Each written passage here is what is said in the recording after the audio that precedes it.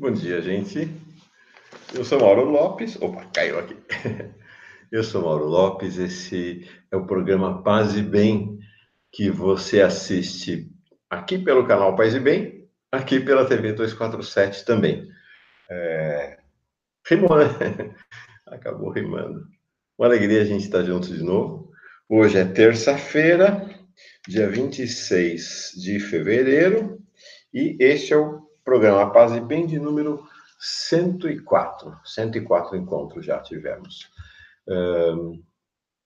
Antes de começar a falar da nossa temática, uma temática bem importante, bem urgente para os dias de hoje, eu queria rapidamente fazer alguns brevíssimos avisos. Primeiro, inscreva-se no canal Paz e Bem. Inscreva-se no canal Paz e Bem. Estamos quase chegando nos 10 mil inscritos. Estamos bem pertinho já de 10 mil inscritos e inscritas. Então, vai lá, clica, inscrição no canal Paz e Bem, ao lado da inscrição, o sininho para receber as notificações, curta, né, o pessoal fala, dê likes, né, curta cada um dos vídeos que você assiste, porque isso vai também ajudando a disseminar a mensagem Paz e Bem, né, esse programa aqui, todos os programas do canal Paz e Bem, a mensagem da espiritualidade plural e de paz vai penetrando, vai se ampliando no diálogo com as pessoas, aqui no Brasil, em todo mundo que entende português. E, finalmente, faça uma assinatura solidária. A gente está num processo de ampliação, de criação de um mínimo de estrutura, de caminhada aqui no Paz e Bem, né? Tanto para a gente ter um pouco mais de estrutura, como para poder, inclusive, apoiar, dar suporte para as pessoas que dão seu tempo, dão seus talentos, dão todo mundo de graça, né? Mas algumas pessoas que precisam, né, desse apoio. Outras não, mas tem gente que precisa. Então, se você puder fazer uma assinatura solidária, muito legal. Como é que faz a assinatura solidária? Está ficando cada dia mais simples. As pessoas vieram comentando, observando algumas dificuldades que estavam, né, encontrando para fazer a assinatura. Então, agora, a gente criou links que são muito mais simples. Quebrei a cabeça ontem e finalmente consegui, porque, de fato, as pessoas comentavam que estavam com alguma dificuldade. Então, você pode aqui na descrição do vídeo tem um link, e você pode ir no nosso site, o site Paz e Bem, pazebem.org, logo na home, você rola a página, lá embaixo tem o link direto para fazer a assinatura, se você quiser e puder, claro, tá bom? Programação da semana Paz e Bem, eu devia ter soltado ontem, mas o encontro do sábado do Paz e Bem me deixou tão uau, que eu perdi um pouco o rumo. Ontem nós tivemos no Paz e Bem este programa, Paz e Bem, e às 5 da tarde, a continuação da conversa, entrevista com o professor Pedro Lima Vasconcelos sobre o tema do fundamentalismo. E ontem o tema foi o fundamentalismo chega ao poder, né? O fundamentalismo como poder nas Américas, em especial, né? Tanto nos Estados Unidos quanto no Brasil. O programa foi ao ar nesta segunda-feira, às 5 horas da tarde, pelo canal Paz e Bem, está sendo retransmitido hoje, a partir de meio-dia, pela TV 247, e vai estar tá aí já, né, no acervo de arquivos do canal Paz e Bem, e vai estar no acervo de arquivo de vídeos da TV 247. Hoje tem o Paz e Bem, logo depois do Paz e Bem, o Caminhos do Espiritismo, um programa de toda terça e quinta. Na quarta-feira, gente da TV 247, eu vou falar que é a programação do Paz e Bem, pensa sempre que na TV 247 é no dia seguinte a retransmissão, tá? Na quarta-feira, a gente tem o Paz e Bem, ao vivo, às 6 da manhã. Depois nós temos às 5 da tarde, é o Faustino Teixeira, a Mística Zen Budista. 5 horas da tarde, ao vivo, com Faustino Teixeira. Na quinta-feira, uma programação intensíssima. Tem Paz e Bem, Caminhos do Espiritismo, às 3 da tarde, vamos conversar sobre fé e política com o monge Marcelo Barros, e às 5 da tarde, uma conversa também muito legal, alguém que vai vir pela primeira vez no canal Paz e Bem, eu creio que todo mundo vai gostar e vai pedir para ele voltar mais vezes, com o professor José Eustáquio Diniz Alves, né? José Eustáquio Diniz Alves, eu estava em dúvida do Alves ou Rodrigues, né? José Eustáquio Diniz Alves é um dos maiores estatísticos do país, é doutor em geografia, um super professor da Escola Nacional do IBGE, um dos principais colunistas desse portal importante, o Ecodebate, e ele é um dos grandes estudiosos da temática do trânsito religioso.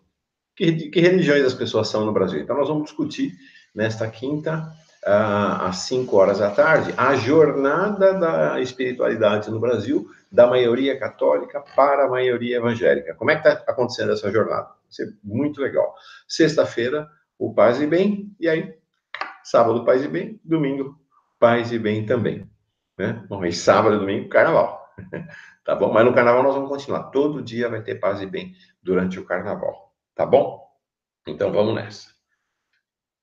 Como a gente dizia antigamente, vamos nessa que é bom a beça. Vou colocar o cronômetro para girar, coisa que eu já devia ter feito, não tinha feito ainda. E vamos lá. Ontem, segunda-feira, fiquei muito impactado, porque trabalhando no 247, a gente fica antenado, né, em tudo que está acontecendo, tudo que está rolando.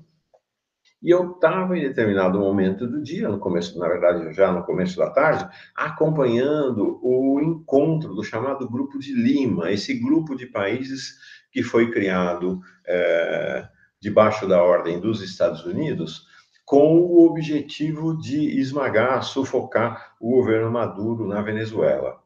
E foi um dos momentos, assim, acho que foi um dos momentos mais macabros da história da América Latina, no novo século. Né? O negócio realmente foi muito impactante, que foi o discurso do vice-presidente dos Estados Unidos, o Mike Pence, para os presidentes e líderes dos países latino-americanos que compõem esse Grupo de Lima, basicamente governos de direita da América Latina, mais o Canadá. Basicamente são esses os países que compõem atualmente o Grupo de Lima, e o objetivo lá do Império era arrancar a aprovação do Grupo de Lima para a guerra contra Maduro. Não conseguiram.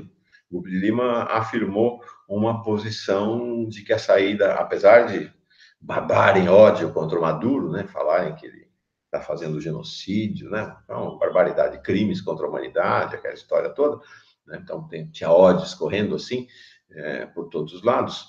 Os presidentes, os governos latino-americanos são pragmáticos, sabe que começar uma guerra contra a Venezuela vai ser instalar o Vietnã aqui na região. Então, recusaram a alternativa da guerra, mas vão continuar a pressão. A batalha contra Maduro continua organizada e ordenada pelo Império, e tem um dos seus maiores combatentes, vamos dizer assim, o governo Bolsonaro aqui, em profunda guerra interna. Ficou claro ontem que há uma grande guerra interna no governo Bolsonaro, porque aquele que bate os tambores da guerra, o Ernesto Araújo, ficou como um auxiliar do vice-presidente, o general Hamilton Mourão, que foi com uma posição de pacificação, né? O Ernesto Araújo, ecoando o que o clã Bolsonaro quer, deseja, tá, né, a guerra tá lá, tá indo para a fronteira, tá fazendo de tudo para ter guerra. Mas quem falou em nome do governo acabou sendo Hamilton Mourão. Os militares, de fato,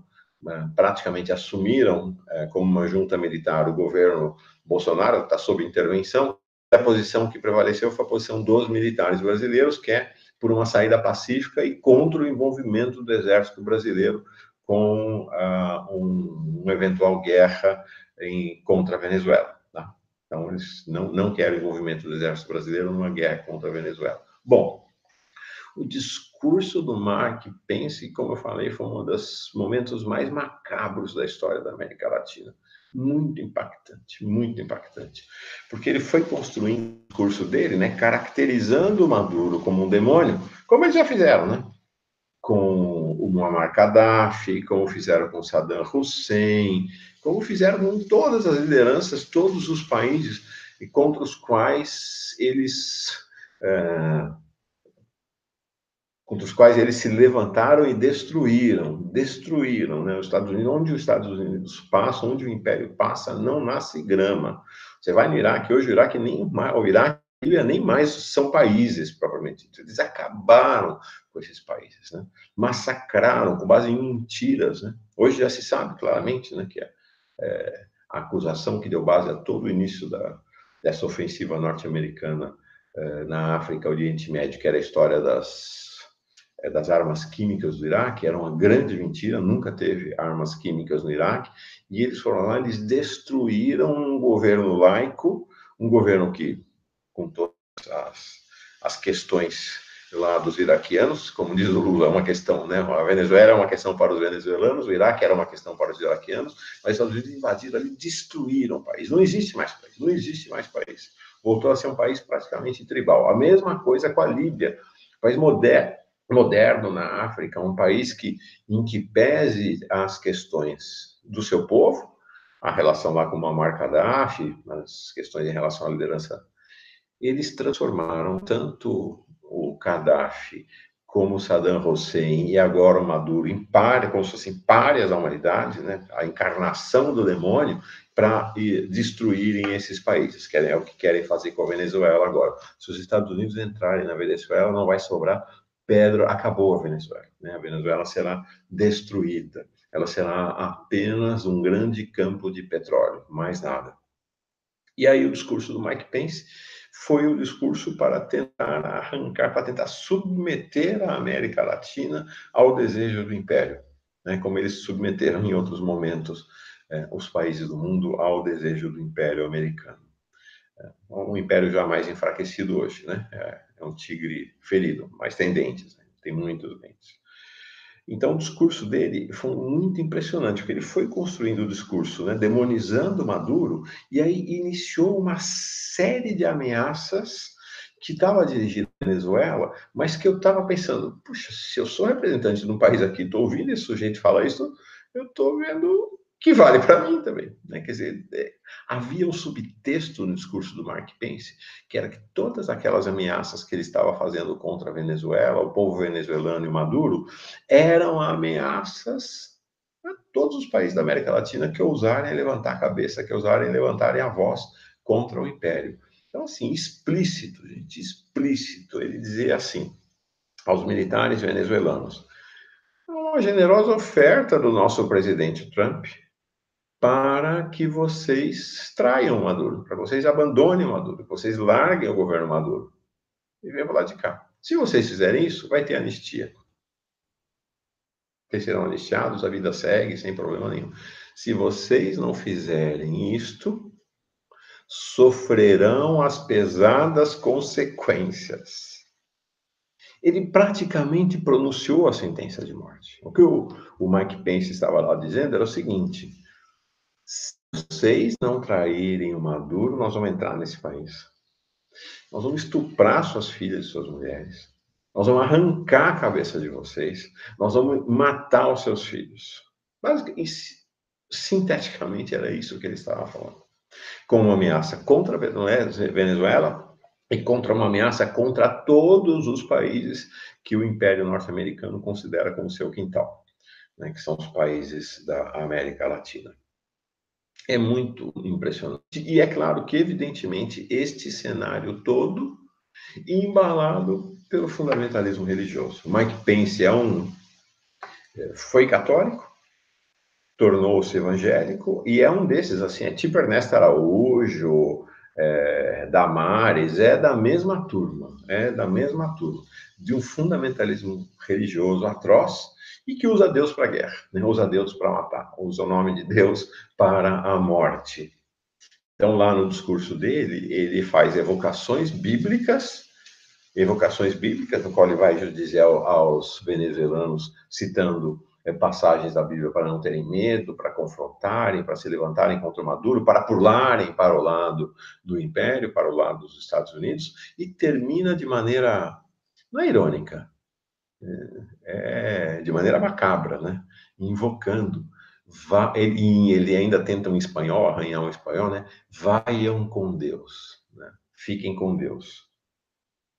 Fiquem com o Império. Sintam o sabor do Império. Porque Deus, como Ernesto Araújo, outro fundamentalista que já indicou, é Trump.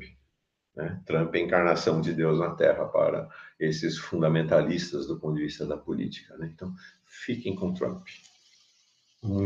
Foi muito macabro, muito macabro.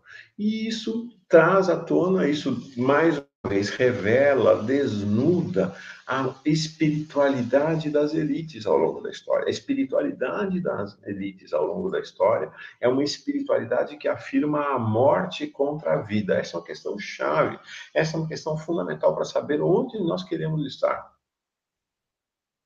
onde uma espiritualidade plural e de paz deve se colocar. Qual a relação de uma espiritualidade plural e de paz com as elites que respiram uma espiritualidade de morte, uma espiritualidade de guerra, guerra sobre guerra, guerra, guerra, guerra, morte, morte, morte, morte, morte, morte. Isso teve uma expressão fortíssima, é uma grande referência para nós, em todos os episódios ali vinculados à ascensão do nazismo, do fascismo e do franquismo. Não é à toa que um dos lemas mais populares do franquismo, que o Unamuno, o poeta Unamuno, fuzilado pelos franquistas, trouxe à tona e tornou eterno este hino como uma acusação lançada contra os franquistas. Um dos lemas mais populares, um dos gritos mais pronunciados pelos bolsonaristas da Espanha, pelos franquistas, era Viva la muerte!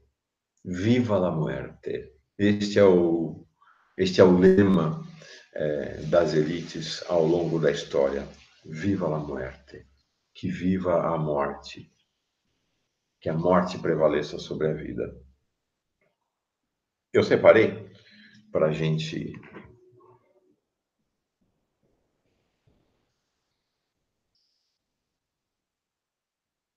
se admirar, para a gente, sei lá, ficar chocados, para aprender, para ter clareza. Um trecho está passando na Netflix um documentário sobre a guerra do Vietnã e tem, em determinado momento, impactou-me demais, demais vendo esse documentário, não me saiu da cabeça e hoje, agora de madrugada, eu fui lá, voltei na Netflix e falei, não, eu preciso achar esse trecho para mostrar para a nossa comunidade. É um trecho da gravação de um diálogo telefônico entre o presidente Lyndon Johnson, que foi o grande condutor do Império Americano na guerra contra o Vietnã, e seu secretário da Defesa, o Robert McNamara. Robert McNamara, que depois tentou limpar a biografia, se tornando presidente do Banco Mundial, se tornou uma espécie de ícone aí do tucanato na América Latina. Quem foi o Robert McNamara? O Robert McNamara chegou ao governo do Lyndon Johnson em 61, debaixo de uma carreira de enorme sucesso como executivo da Ford. Essa mesma Ford agora disse aos trabalhadores e ao povo de São Bernardo: a gente já chupou a laranja, ficou só o bagaço, tchau, estamos indo embora. Essa mesma Ford. Então, ele foi o primeiro presidente da Ford lá nos Estados Unidos que não fosse alguém da família Ford.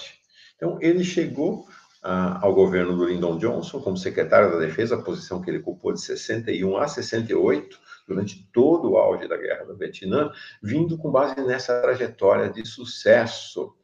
E qual era a base do sucesso dele como alto executivo da Ford? Ele fez tudo planilha. Essa turma, né? Transforma a vida em planilha e aí inferniza a vida de verdade das pessoas, né? E ele levou para o governo americano, com a cara de modernidade ali nos anos 60, essa ideia de que tudo era planilha, tudo era estatística, tudo era número. E ele geriu a guerra do Vietnã como se fosse a linha de produção da Ford, baseado em estatísticas. E qual era a grande estatística da guerra do Vietnã? Com a qual os Estados Unidos definiam, o governo americano naquele momento definiam, e hoje continuam a definir, o que é vitória e derrota na guerra. Quantos nós matamos? Quantos nós matamos? Nós matamos o suficiente para derrotá-los?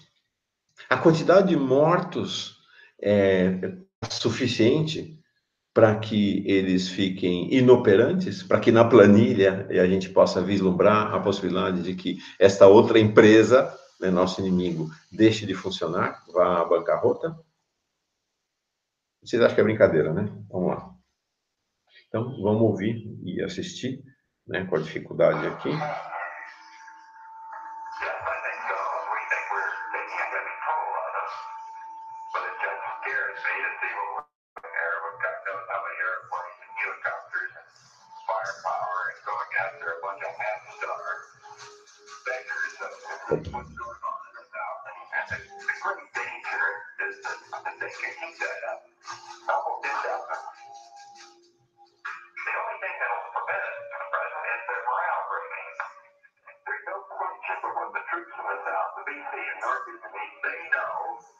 bombing in the north, and we just have a free reign. And when they see they're getting killed at such high rates in the south, and they see that the supplies are less likely to come down from the north, I think it'll just hurt their morale a little bit more. And to me, that's the only way to win, because we're not killing enough of them to make it impossible for the north to continue to fight. But we are killing enough to destroy the morale of those people down there. They think it's going to go on forever.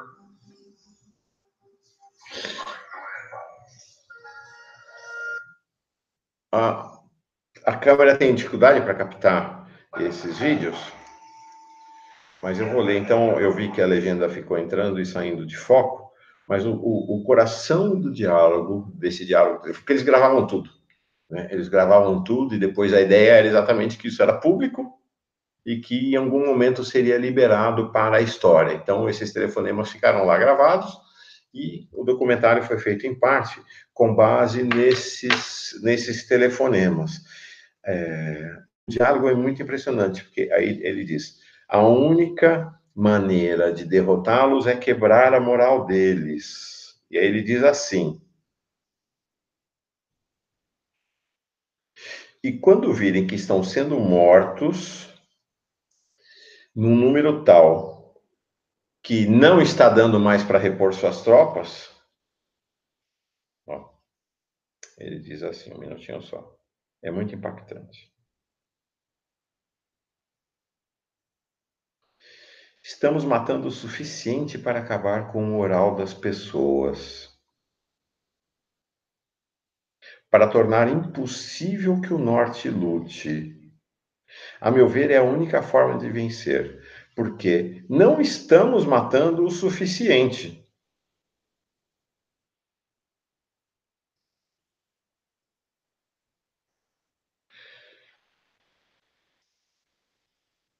Mas, se continuarmos, estaremos matando o suficiente para acabar com a moral das pessoas e que eles pensem que isso pode continuar para sempre. Então, a guerra tornou-se uma fórmula segundo a qual eu faço uma conta na planilha. Qual o número ideal de mortes que eu preciso causar para quebrar a moral deles, para entenderem que as mortes vão continuar e aí eles parem de lutar? Contabilidade. A vida para o império é uma linha na planilha da quantidade de mortes que eu imponho ao inimigo para que o inimigo desista de lutar. Isso não está só lá no telefonema. Era assim. Foi assim que o governo americano se conduziu na guerra contra o Vietnã e se conduz em todas as guerras e se prepara para se conduzir novamente na guerra contra a Venezuela. Eles contam o número de mortos. A vitória maior a vitória quanto maior o número de mortos. O documentário é muito impactante porque isso está explicitado. Está explicitado para as tropas, para os comandantes das tropas. Eles tinham que mandar um relatório. Era fundamental na guerra do Vietnã, fundamental, que eles fossem atrás dos corpos dos vietnamistas mortos para fazer a contagem, porque isso precisava alimentar as planilhas do McNamara, para saber se chegou no número ideal, né? A conta era a seguinte: nós precisamos chegar a um número X, não sei qual era esse número, de mortos, e foram milhões de vietnamitas mortos, milhões de vietnamitas mortos, de tal maneira que eles não tenham mais como repor a quantidade de operários para a indústria do Vietnã. É isso. Eles não tenham como repor o número de soldados que combatam pelo seu país e, portanto, inviabilize o seu exército. Esta é a lógica. Esta é a lógica dos poderosos. Esta é a espiritualidade dos poderosos. Para eles, a vida dos mais pobres, a sua vida, a vida das camadas médias, inclusive. Não imagine que as camadas médias, eles têm mais, né? Essa é uma ilusão da classe média, né? De que os poderosos podem ter um olhar amoroso, amistoso, benevolente para as camadas médias. O desprezo é o mesmo em relação aos pobres. Os pobres acho que tem não é só desprezo, né? Porque a camada média eles só desprezam. Em relação aos pobres, eles desprezam e têm medo. Tem medo da rebelião. Então, Para as camadas médias e os pobres são linhas na planilha. A vida está colocada como linha na planilha e está lá para ser riscada. A guerra contra a Venezuela é mais um exercício da planilha da morte, que é a agenda espiritual dos fundamentalistas que chegaram ao poder lá nos Estados Unidos e aqui no Brasil. É a religião das elites. A religião das elites é o altar da morte dos pobres. E não é só os pobres vietnamitas, os milhões de pobres vietnamistas. Os pobres norte-americanos também, porque quem foi para a guerra, a bucha de canhão da guerra do Vietnã, foram os pobres dos americanos. Os filhos da elite americana não pisaram nunca no Vietnã. Nunca. Nunca. Vocês acham que vai ter algum rico americano nas tropas americanas na hora que for lutar contra a Venezuela, se eles forem para a guerra mesmo? Assim como aqui no Brasil. Esses bolsonaristas todos, você acha que algum deles vai entrar para esse exército? Quem vai ser bucha de canhão na guerra contra a Venezuela, se o Brasil, se a tendência bolsonarista prevalecer, que não prevaleça, vão ser os pobres que votaram no Lula e os pobres que votaram no Bolsonaro. A espiritualidade plural e de paz, a espiritualidade que nos reúne todos, ateus, ateias, agnósticos, agnósticas, católicos, protestantes, evangélicos, umbandistas, gente do Islã, do judaísmo, do Santo Daime, de todo, do espiritismo, de todos, só pode ser a espiritualidade da vida. E gritar a espiritualidade da vida quer dizer gritar pela paz. Nós precisamos marchar pela paz, como no passado, Martin Luther King, Abraham Herschel e tantos outros, Gandhi, Mandela e tantos outros líderes espirituais da história da humanidade marcharam contra a guerra, contra o horror, contra a espiritualidade da morte, contra o grito dos franquistas que ecoa hoje na voz dos bolsonaristas, viva la muerte. Contra eles, contra essas elites, nós gritamos, viva a vida, viva a vida. Vamos então silenciar um minutinho para que a vida faça pousada no nosso coração, para que a gente recuse a alternativa da morte, para que a gente levante, que a gente não tenha medo diante do Mike Pence, nem do boneco de ventríloco Ernesto Araújo, nem do Bolsonaro, nem de nenhum deles, para que a gente se levante. Não podemos ter medo, normal ter medo, mas que o nosso coração nos permita enfrentar o medo para enfrentar os poderosos, para enfrentar o seu elogio da morte, que nós afirmemos a alternativa da vida. Então vamos silenciar, meditar para que a vida deite raízes no nosso coração. Como sempre, vamos fazer hoje a meditação que nós fizemos lá no 247. Vamos fazer a meditação das 5 respirações. Então, nós vamos conduzir a meditação de hoje com 2 mantras pela vida. O mantra da respiração profunda, 5 respirações muito profundas. O mantra da repetição do nome. Cada um escolhe o seu nome. Hoje, eu sempre uso Maranata, mas hoje vou vida, mentalmente. Espinha ereta, coração tranquilo, olhos fechados e que a passarada nos conduza ao nosso mantra pela vida. 5 respirações.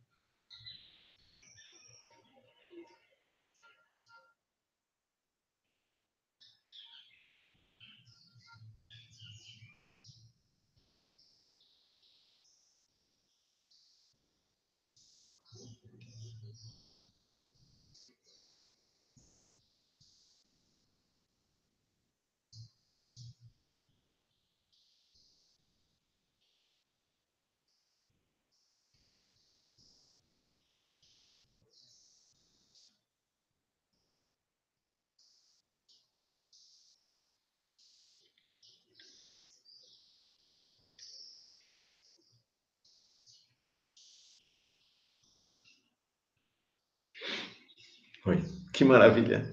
Esse é o som que a gente quer ouvir na vida. Não é o som de bomba, não é o som de tiro. Esse é o som. Esse é o som da vida. Não sei se vocês repararam, se você reparou, quando a gente começou a meditar, gritou, cantou, bem te vi, bem te vi, eu bem te vi. Depois não sei se ele começou a cantar, eu comecei a respirar, não ouvi mais, só ouvia o som de vários pássaros cantando. Eu bem te vi, o bem te vi cantou para cada uma de nós. Eu bem te vi a vida, eu bem te vi o amor, eu bem te vi a paz. Paz e bem.